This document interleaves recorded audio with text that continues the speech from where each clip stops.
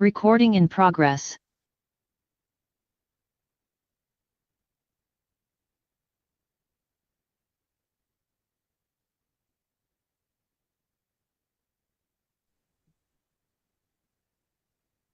All right. Good morning. My name is Stacy Wood. I'm a public information officer here with Buncombe County Government. Today is Thursday, November 14th, and this is your Buncombe County Community Briefing. Today, we will hear the county manager's report, as well as have an update from the city of Asheville on water testing. And as always, we will start with Avril Pender, County Manager.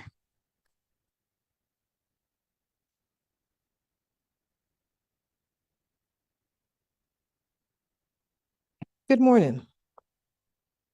Buncombe County residents can receive funding to make their homes more resilient through home projects that reduce the long-term risk and impacts of natural hazards such as floods, wildfires, and storms. The Hazard Mitigation Grant Program is FEMA funded, but is executed by the state and the county together. Through the program, there are 3 options for property projects, including elevation, home mitigation, reconstruction, and acquisition. The elevation project raises the home as is, demolishes the old foundation, and builds a new foundation that raises the first floor approximately 2 feet above the 100-year flood elevation. The mitigation reconstruction project is used when it is determined a home cannot be raised due to the home's instability. It demolishes the old home, build a new foundation at 2 feet above the 100-year flood elevation, and build a new home on the foundation. The third option is the acquisition project. It buys the property from the homeowner at the value of the property the day before the disaster. Once the homeowner relocates, the home is demolished and the property remains as green space in perpetuity. In all 3 of these projects, FEMA provides 75% of the costs, and the state pays the 25% match. There's no cost to the homeowner. The property does not have an income requirement, including a minimum or maximum. The program is intended to assist all of those impacted by the disaster. Participation in the program is entirely voluntary.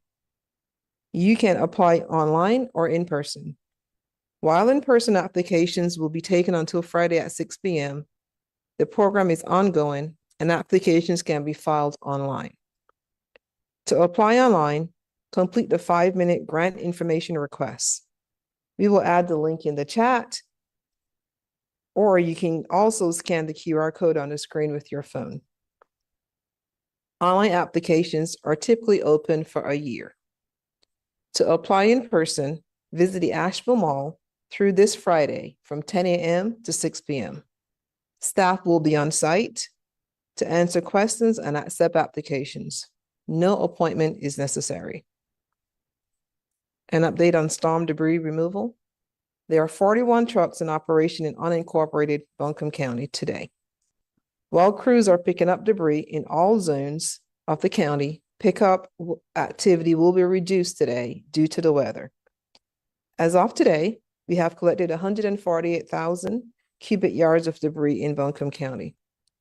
This is great progress and not an insignificant amount, but it is a small amount when you compare it to the almost 10 million cubic yards of debris that the storm created. So while the debris thermometer is showing right around the just under the $10 million mark, this is progress. And it shows that progress is underway, but is incremental. If you were to lay all of the storm debris out on one football field without end zones, it would stack 5,625 feet high. This is roughly a mile high, the height of Mount Pisgah from sea level to peak. Truck crews are making multiple passes. You can see them collect debris only by sorted category or collect some of the debris at each home in the neighborhood. Debris pickup is not like trash day, where you expect to see your whole can emptied. Crews may take some debris when they're stopped, but not clear the whole pile. They will be back for the rest of the stored debris, for the rest of that sorted debris. Eventually, we will get all of the debris. And we ask that the community patience and cooperation while we continue this major operation. An update on the homeowner grant program. The Buncombe County Homeowner Grant Program for Buncombe County residents will close on Friday. Applications are now open until this Friday and can be obtained at buncombecounty.org/homeownergrant or by calling 828-250-5500. Phone support is available in any language. Qualified homeowners can receive financial assistance for housing-related costs, such as property tax bills and other housing costs, including mortgage or homeowners insurance. And if you live in the city of Asheville, they're also participating, and you will receive additional funding if you apply and you live in the city of Asheville district. Our community care stations and water distribution. We know this gets reported at each briefing, but we want to make sure that the community knows where they can get water, showers, laundry, and meals. Our community care stations are open daily from 7 a.m. to 7 p.m. Community care stations are located at Home Store, that's the parking lot on Merriman Avenue, Big Lots, Innsbrook Mall, Buncombe County Sports Park, Bethel United Methodist, Fairview Ingalls, Swananoa Ingalls, Owen Pool, and Morgan Hill Baptist Church. Water and meals ready to eat distribution is available at the Skylanes Bowling Alley, Black Mountain Ingalls, Swananoa Ingalls, Linwood Crump Shiloh Community Center, Pat Square Park, Buncombe County Sports Park, and Fairview Ingalls at 225 Charlotte Highway. Our waste borough trucks are running their regular routes for trash and recycling today where available. A drop-off site for bagged household trash is open from 8:30 a.m. to 3:30 p.m. today at the Ingalls Fairview, and on tomorrow, Friday, at the North Buncombe Pool. Now we'll turn it over to the city of Asheville for an update.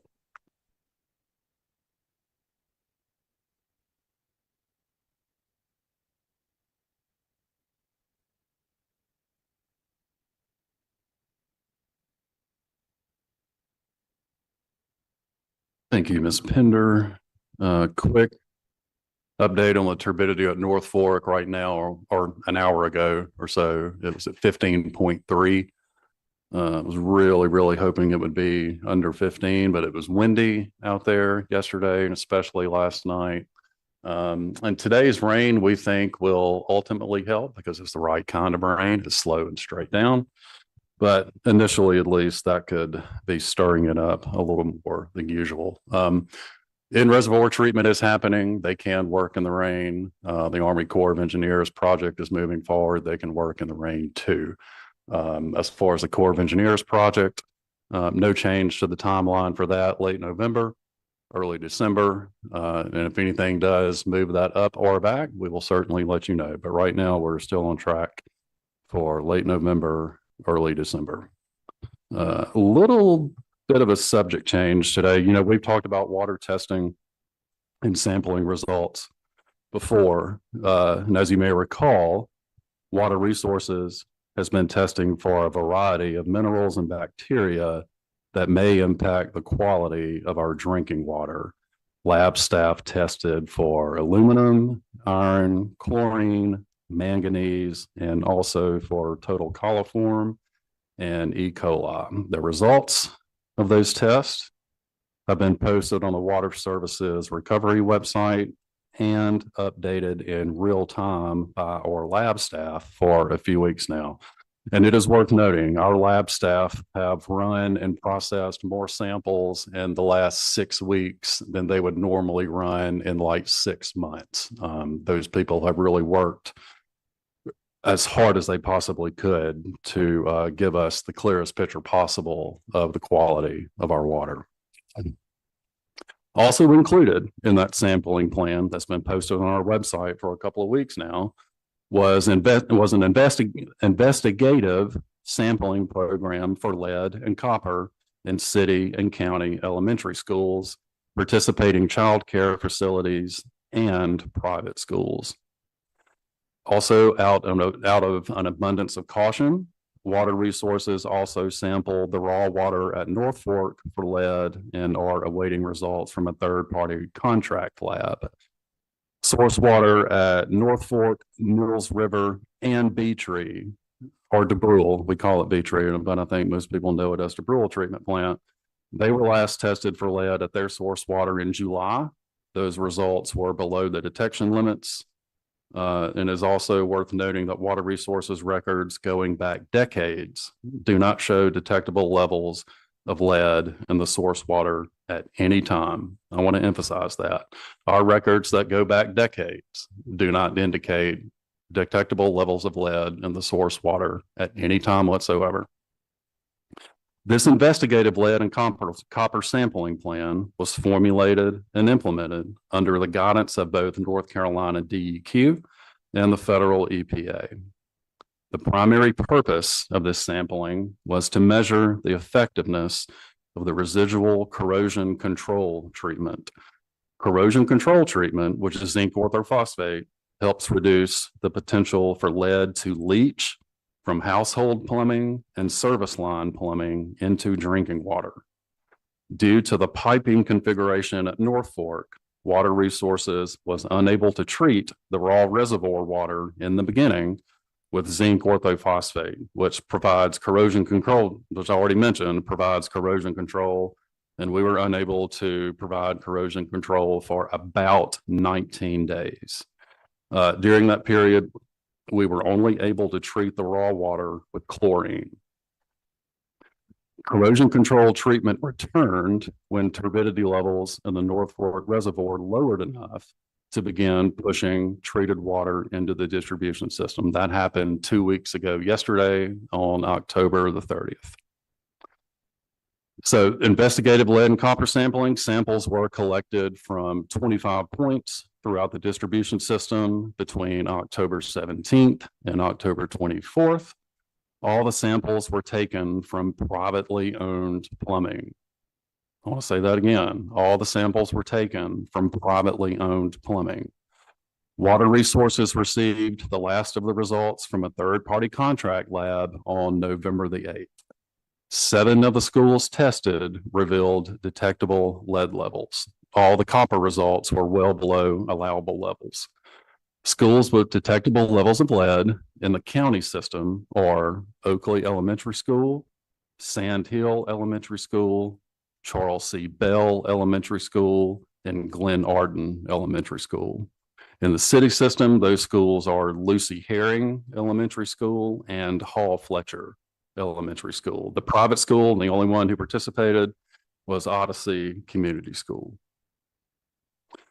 Upon Water Resources receiving the results from a third-party contract lab, city and county school systems and participating child care facilities were notified. It is very important to note that the students have not consumed the tap water in any of these schools or child care facilities.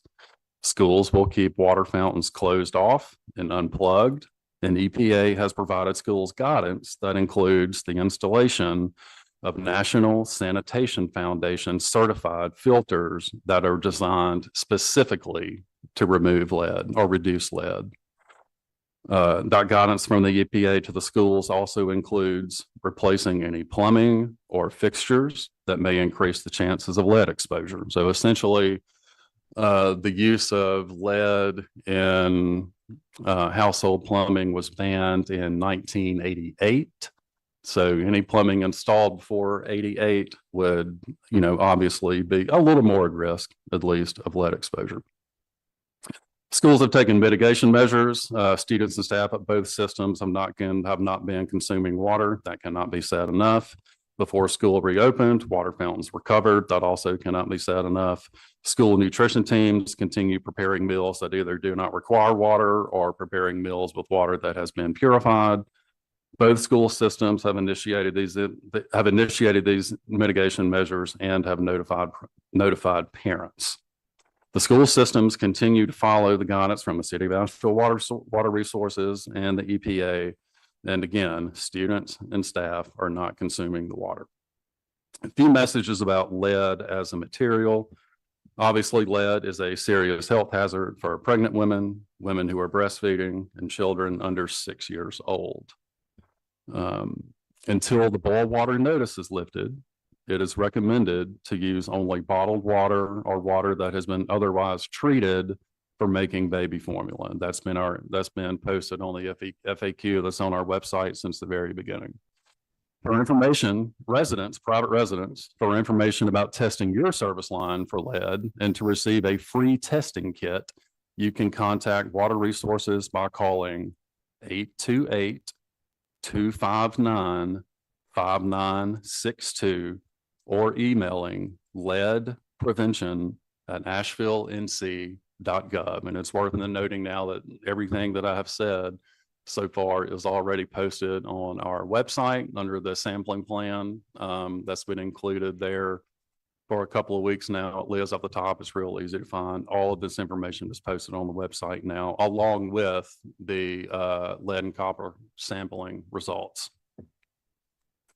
Water Resources is encouraging residents who are boiling water for consumption. And remember, we've recommended bottled water the whole time, but if there's no way you can get any potable water, and you're going to boil it and consuming, we are encouraging residents to run the water from the faucet you're using to gather water for boiling for 30 seconds to 2 minutes, or when you can feel a temperature change in the water. Everybody knows what that's like. When you turn on the cold water faucet, it's a little warmer than it's eventually going to be.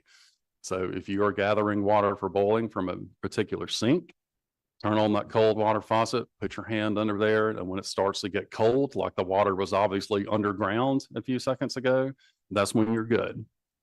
According to guidance from the EPA, this flushing protocol is a short-term solution that can be used to reduce potential lead and copper presence in drinking water. Depending on the pipe materials, lead and copper may be found in water that has sat undisturbed in household plumbing for 4 to 6 hours. And I'll reiterate, that is especially true for plumbing that was installed prior to 1988. Until more investigative lead and copper sampling is conducted that shows corrosion control treatment has taken effect, please continue to follow this simple flushing protocol daily. Again, run the water from the faucet you're using to gather water for boiling for 30 seconds to 2 minutes, or when you feel that temperature change. According to guidance from the EPA, this is a short-term solution that can be used to reduce potential lead and copper presence in drinking water. And depending on pipe materials, lead and copper may be found in water that has sat undisturbed in household plumbing for 4 to 6 hours. Again, especially true for plumbing installed before 1988. And I realize I just said the same thing exactly twice. That was on purpose. Customers are not receiving water bills right now, so this extra flushing will not cost you anything. In fact, the extra flushing done by customers will help reestablish that corrosion control quicker and help with the overall flushing of the distribution system so we can get off the boil water notice as soon as possible. Potable water is still available for free from the city and the county if residents wish to use it.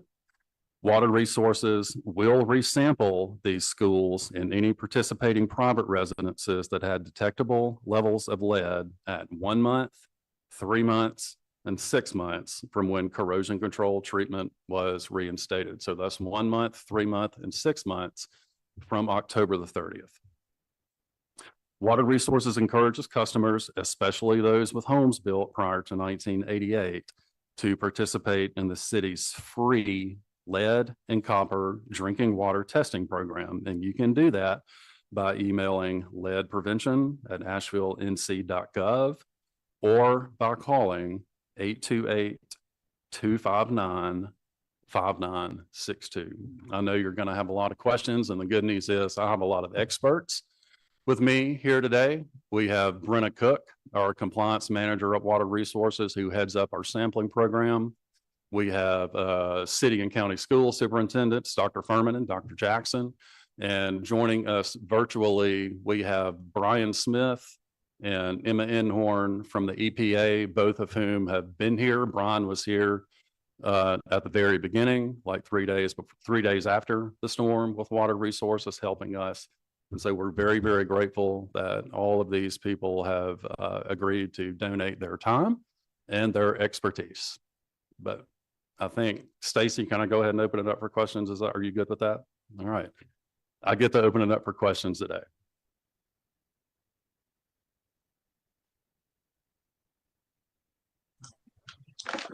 Hey, Clay, John Boyle with Asheville Watchdog. I joined a little bit late, so I might have missed some of this, but could you so I know you said the corrosion control was reinstated October 30th, is that correct? Correct. Yeah. Why, can you explain why it took that long to reinstate that and what is involved in that process? Initially, when we first started pumping raw water into the system, that had all the sediment in it. It was cloudy and murky and all of that. Where we pump that raw water from is in a different location at North Fork than our normal treatment systems, obviously. And the way the piping configuration at North Fork works, we were not able to pump zinc orthophosphate and sodium bicarbonate into that raw water. It's a simple piping configuration issue. It's the way the plant was designed decades ago when it was built. And like I said, we went without that corrosion control treatment for about 19 days. Okay. And without getting too technical, because I realize it could get really technical, the zinc and sodium bicarbonate, what does that do to provide corrosion protection? I'm going to call on the first expert, Brenna Cook, our compliance manager. She will have a very good answer for that. Okay. And John, you met Brenna up there on Monday. Yeah. Right. I remember her. So for corrosion control treatment, the zinc orthophosphate coats the inside of the pipes, and the zinc basically takes up the lead to inhibit it from reacting and being consumed. And then the bicarbonate is added for alkalinity purposes, so that if the pH should change, it buffers it to keep it from changing and slowing down the corrosion control process. Okay. And Corrosion Brenna, process, not corrosion control. okay, you may know this or Clay might, but do y'all have any good feel for the percentage of pipes in the system that are vulnerable to the corrosion and releasing lead? Our distribution pipes do not contain lead. It's mostly service lines that are vulnerable for that, or internal household plumbing. In any rough estimate on how many households have this older kind of plumbing that's vulnerable? Probably about, this is off the top of my head, from our inventory, about 60% of our homes are built before 1988. And they have that older type of plumbing in them. We don't know everything about that. Homes could have been remodeled at some point, because these are older homes. They're over 30 years old now. So homes could have been remodeled at some point. It's more up to the homeowner to recognize if they have plumbing that could potentially cause this issue. Okay, thanks. And then Clay, and like I said, I might have missed this. I apologize if I did, but today's turbidity and this is rainfall, good or bad? This is, we think, going to end up being the good kind of rainfall because it's slow and it's straight down. It's not blowing sideways. There's not a whole lot of wind associated with it. Now, it was windy out at North Fork yesterday and especially overnight. And so that's probably what kicked that turbidity up from just below 15. I think at one point it was like 14.7. And now, at 10 o'clock this morning, it was at 15.3. But if this rainfall stays like this, slow, straight down, it will ultimately help. Yeah. We have a question in the chat from Scotty from Fox, Carolina. Are you able to say why lead was detected at certain schools? Is it because those schools have older pipes? That's certainly part of it. And again, I want to stress the schools did absolutely nothing wrong. Nobody did anything wrong. What happened here is when these samples were collected, even though water service had returned, school was not in session. And so the water had sat in these schools' plumbing for like 3 weeks in some cases, 2 to 3 weeks in some cases. And the most sure way to get a detectable level of lead is to test water that has sat in pipes for an extended period of time. Hey, Clay, it's Laura at BPR. Morning, Lauren. Morning. I'm confused about the directive, like sort of the end result of all of this for a homeowner. So if you know your pipes are old, I mean, previously we said you flush it once and you're kind of good to go. But now we're saying if you know you have older pipes, you're going to flush every day. I know I've mentioned that more than a few briefings that intermittent flushing is good for the system, especially when that sediment in the beginning was heavier than it is now. But yeah, if you're going to boil this water for consumption and your plumbing was installed before 1988, it is a really good idea to flush whatever sink you're using to gather this water for boiling for 30 seconds to 2 minutes, or again, until you feel that temperature change. And Brenna has something to add. So Laura, we've had a lead awareness program for at least 2 or 3 years. And that goes not just for now. When your water has set overnight and you have older plumbing that was installed before 1988, our corrosion control helps reduce the potential for lead exposure.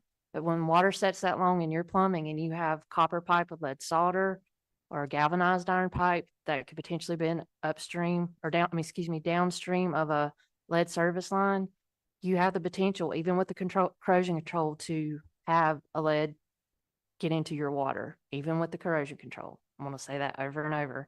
So I've always recommend whenever I visit a home, if your water has set for 4 to 6 hours, to flush your water for at least 30 seconds to 2 minutes to ensure that you're reducing your potential for lead exposure. Okay, great. And we're talking really about, I mean, you're saying if you're boiling it to then consume it. So if you're using an alternate water source for consumption, then we're not as concerned about this regular flushing. Is that fair to say? Correct. Okay. Yeah. Now, generally like if you're gone for a long weekend or something like that, or a vacation, it's a good idea to flush your water system for 30 seconds or so when you get back. And that's just standard industry practice. But I don't do it. But it is a good idea, no matter the age of your plumbing or home or whatever. Question from the chat. Is hot water more vulnerable to inducing the release of lead compared to cold water, or does it make any difference? So if you visit our lead awareness page, it says specifically it's best not to cook with hot water because, one, we don't know what your hot water heater has in it, but hot water is more likely to dissolve lead into your drinking water. So it's just not a good way to use for it. It's best to use cold water for any type of cooking or consumption. Another one from Brian Queen. When was lead found in the system, and when was the earliest you could have notified the public? So lead was not found in the system. It was found in private side plumbing, and the facilities that had detectable lead levels were notified within 24 hours, much less than that. I think we got some results back like late one night, and the schools were contacted first thing the next morning.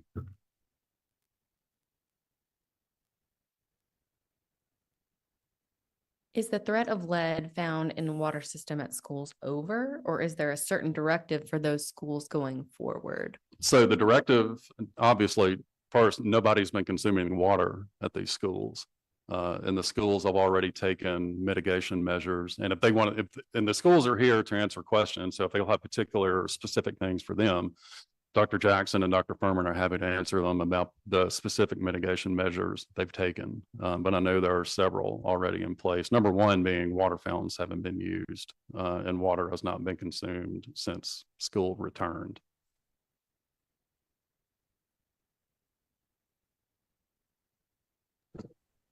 So Clay, is it possible that those problems existed and we just didn't know that because the testing wasn't happening with such frequency that it is now? That's another Brenna question. So we are required, all water utilities are required to sample for lead in private homes within the distribution system. We actually just completed doing that July of 2024. So we are not showing any issues. We were not showing any issues within the system before that. We have some specific timeline questions, Clay. What were the dates of the notification of lead in pipes to the schools and other facilities? And a follow-up to that, the schools were contacted, but are you able to say if parents were notified, even though no one was consuming the water? So dates of notification and notifications out to families. So the last sample result that we got back, and it was a resample, was on November the 8th, which was Friday of last week.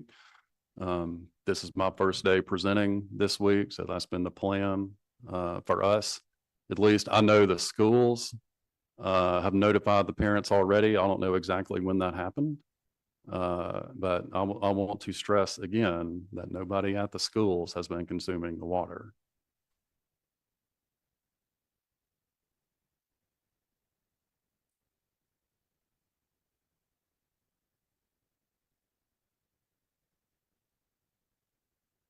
And Dr. Mullendorf has a very, very brief statement she would like to read.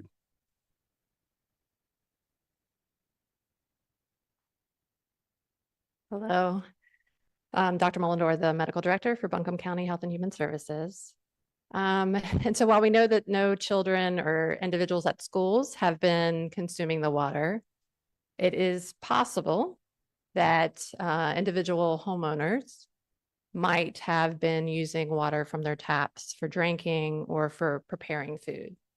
And so I want to address that if that is a reality for you. So we know that there are health risks from lead exposure, and we know that the most vulnerable populations are children under the age of 6, pregnant people, and breastfeeding people. And the reason for that is that children under 6 are growing rapidly, right? So their bodies are growing rapidly. And we know that pregnant people are growing a fetus inside them, which is also growing rapidly. And then breastfeeding people are breastfeeding infants that are growing rapidly. And so if you have a child under the age of 6 who may have been exposed to lead by drinking water or eating food or beverages that were made with the City of Asheville's water, we encourage you to talk with your child's healthcare provider about getting blood lead testing for them. Same if you are a pregnant person or a breastfeeding person who, again, you have potentially been exposed to lead because you have been consuming the city's water or using it for preparing food or beverage. We encourage you to talk with your prenatal care provider or your primary care provider about blood lead testing. Buncombe County Public Health has set up a blood lead information line for healthcare providers and for the public to call if you have questions or concern.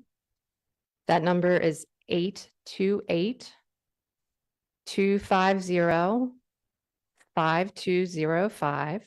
You will leave a message and a public health nurse will call you back as soon as possible. Again, I just want to reiterate that we don't know, right? There is a lot of variability home to home. So I don't have any we don't have definitive data, but this is just in the interest of caution, right? For our most vulnerable populations. So again, encourage you, children under 6, pregnant people, breastfeeding people, consult with your healthcare provider. If you don't have a healthcare provider, or if you have additional questions, then you can call the Buncombe County blood lead information line. Thank you.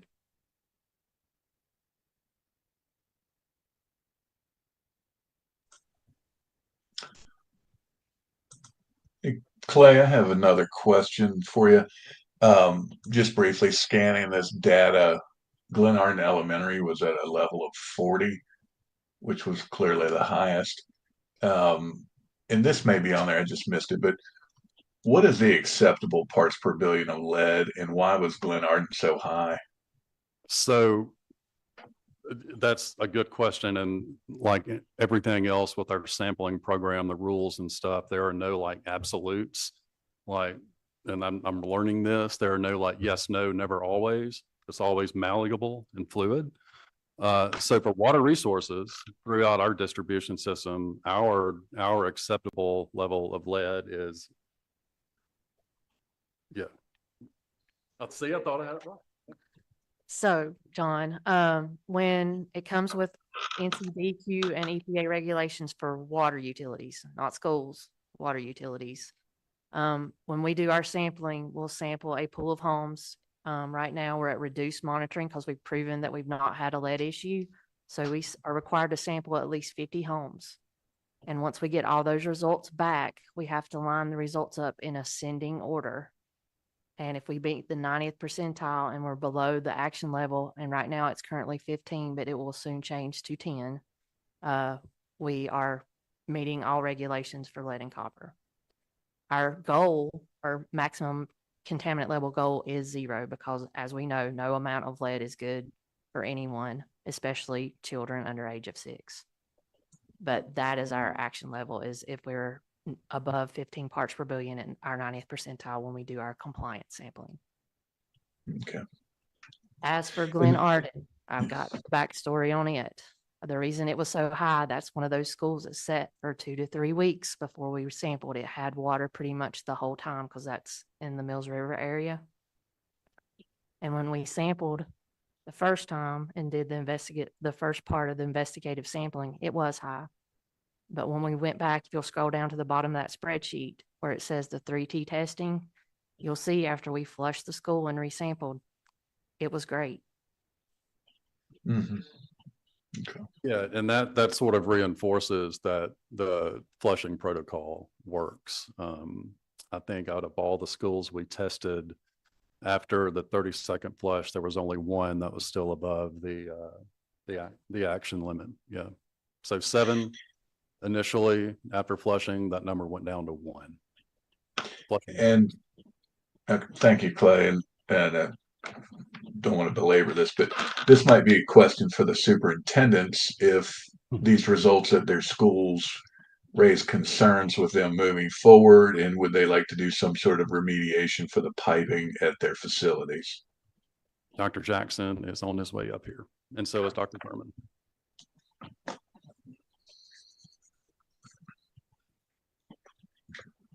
Good morning. I'm Rob Jackson, the superintendent of Buncombe County Schools. I certainly want to start by saying the safety and well-being of our students and staff is always first and paramount.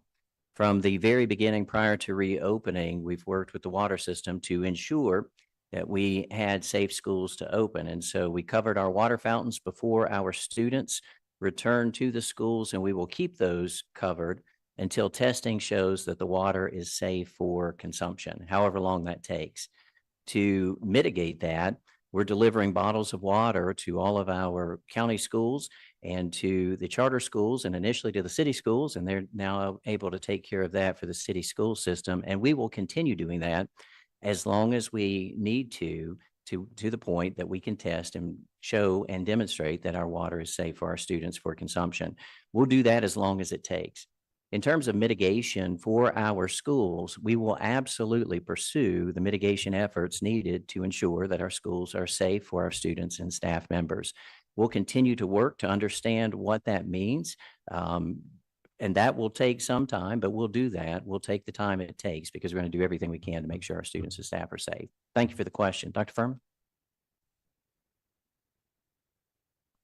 Good afternoon, everyone. So Asheville City Schools, most of our elementary schools have pre-K classrooms. So we actually have lead testing as a regular part of making sure that our water is safe for our pre-K students. So from time to time, we have had detectable levels identified at our schools, and we take mitigation efforts as those come up. But we are pleased that the levels that we saw, especially after flushing, are below that level. And again, our schools are closed, or not closed, but our water fountains are closed. We are not using any of that water at Hall Fletcher or Lucy Herring.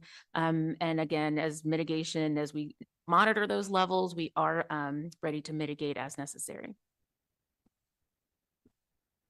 We have a question for Clay from social media. Do we expect any long-term effect on our pipes from not having that zinc orthophosphate treatment? That's probably a better question too. It is not expected, but we can't confidently say that because water chemistry is different and all pipes are different and depending on the age of your home. But as we said, we have reinstated corrosion control and that will reduce the potential for corrosion as time moves forward.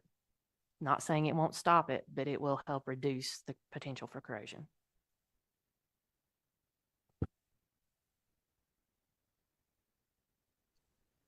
Clay, in terms of the communication around this for people that aren't listening to the briefing, could you just talk us through how you're getting this information out about the needs for flushing?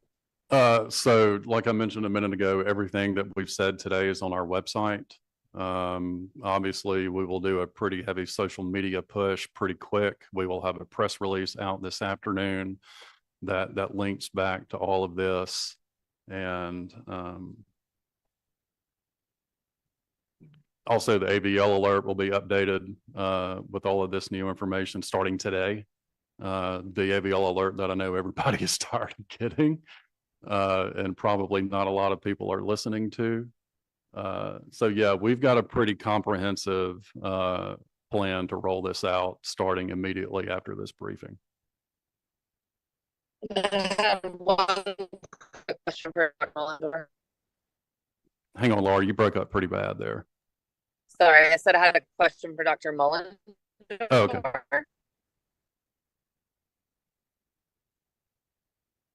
Yes. Hi, just wondering if you have had any reports or increase in reports of the lead issues on the health side? No, we have not had any reports of that.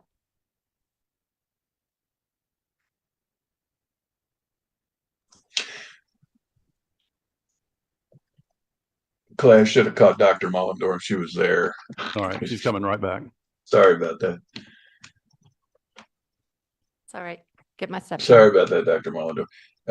Can you say in general how bad of a problem Buncombe County has with lead pipes and lead finding in children? Is it a serious concern generally, or is it something that we don't really see much of?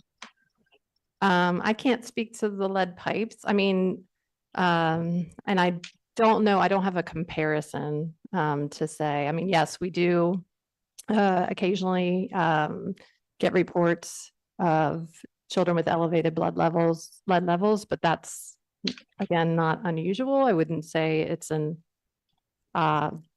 exorbitant amount, but it happens, and it happens in every community. But I don't have any numbers or anything for you. Now, I'm just curious if we're talking, like less than 20 cases a year, or I could get that 100 information. I could get that. I think it's on the lower side, but I can get that information for you. That'd be great. Thank you.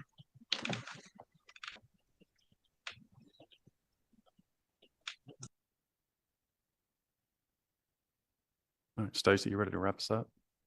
Or I can wrap us up? All right, Stacy wants to wrap us up. Thanks to everyone in attendance today for answering questions from our media partners, and thanks to the media for being great partners in sharing this information. We will conclude today's community briefing. As a reminder, if you have Helene related questions, the One Buncombe call center is open Monday through Friday, 9 a.m. to 5 p.m. That number is 250-6100, 828-250-6100. And with that, we will conclude today's briefing. Thank you. We'll see you again tomorrow at 11 a.m.